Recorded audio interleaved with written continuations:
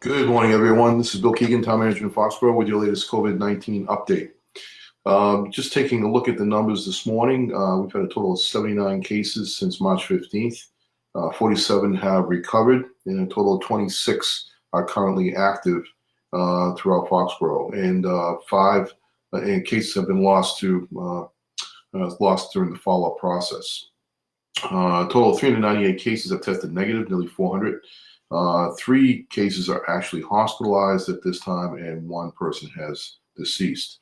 So those numbers are standing relatively firm, up a little bit this morning in terms of the total cases, but overall things are actually relatively steady in terms of what's happening in Foxboro. In total of 18,300 total beds are available. 3,726 beds are being currently occupied. Total of 948 cases are in ICU, which is actually a drop.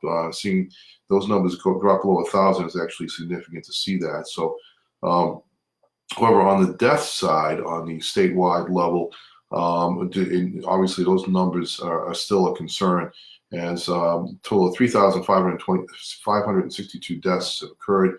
But yesterday was the largest single day for deaths since the COVID outbreak occurred.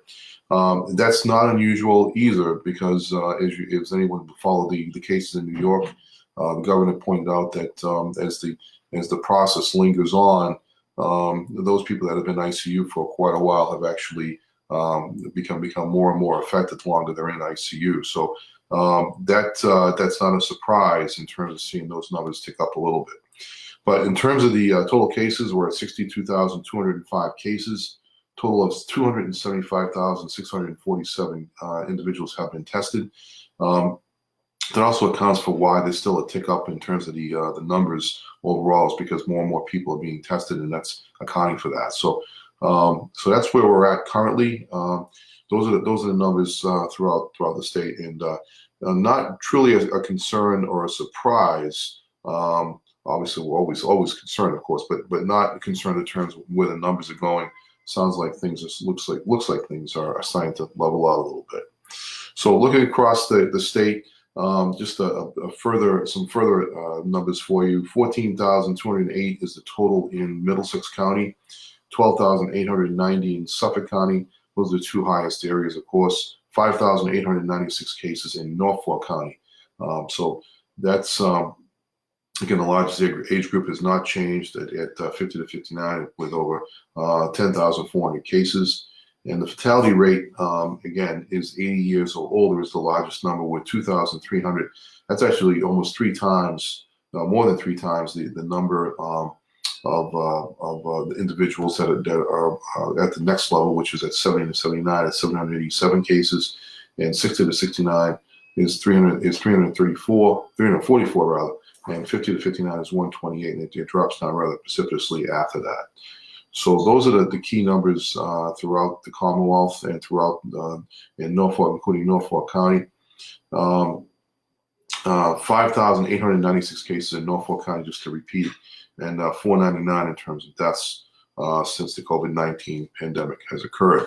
Let's take a look at where the numbers, where the latest report is for today. Actually, a relatively short report today. Most of the information that I've been producing to you or sending to you is pretty consistent. On Wednesday, Massachusetts had the largest number of COVID-19 related deaths in a single day, with 252. On Thursday, the governor explained that the number of COVID-19 related hospitalizations has remained flat for 2 weeks. Again, good news.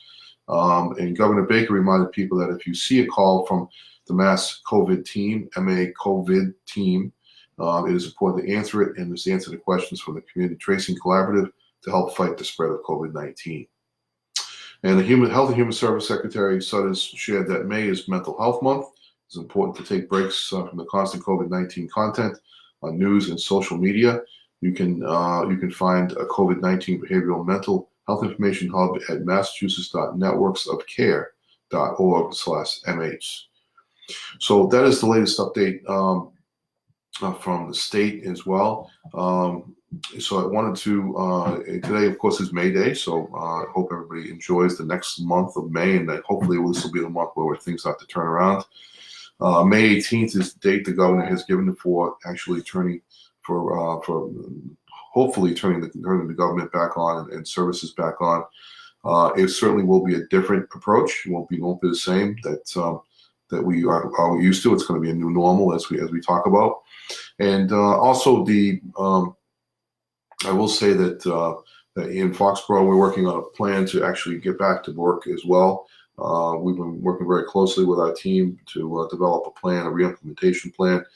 Again, that will look different than what we have seen in, than what we're used to seeing. So we will be back to operational status, but not at the same level of status. So we may delay things a little bit to try to get people to get back to used to their work environments, and we'll see how that plays out. But all in all, I'm very proud of the team that has been working really, really hard behind the scenes to making sure that the community continues to stay on track.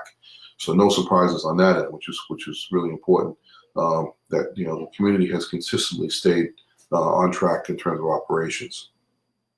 Budget-wise, we continue to track our receipts for this quarter, and so far things seem relatively good. So things are getting a little slower, but that's not a surprise based on the fact that there's still a lot of places that are shut down.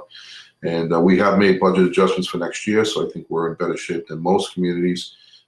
Interesting to note that there was some of the guidance that had just recently come out to us from Association of Town Finance Committees is that it's pretty close to what the plan that we had put in place. So we sort of anticipated that move, and we're ahead of the curve in that respect. So I am sporting a new haircut this morning, which is good to see. I'm feeling really good, and I have to thank my son for doing that. No, I didn't go to a barber. I did it in my kitchen last night, and actually did a pretty good job. I think he has a second career if he's interested in doing something on a part-time basis. So, so again, I want to say thanks to everybody for joining me this morning. I hope you continue to enjoy. Get out there and enjoy the weekend. A little bit of rain today, later today, and into tomorrow. But again, later in Saturday afternoon should be a pretty good day, and then Sunday's supposed to be a spectacular day. So get out there and enjoy it if you can. Until then, I'll see you tomorrow morning right back here at around 10 o'clock to give you the latest information on what's going on in and around Foxboro and across the state. Until then, take care, stay well. I'll see you then.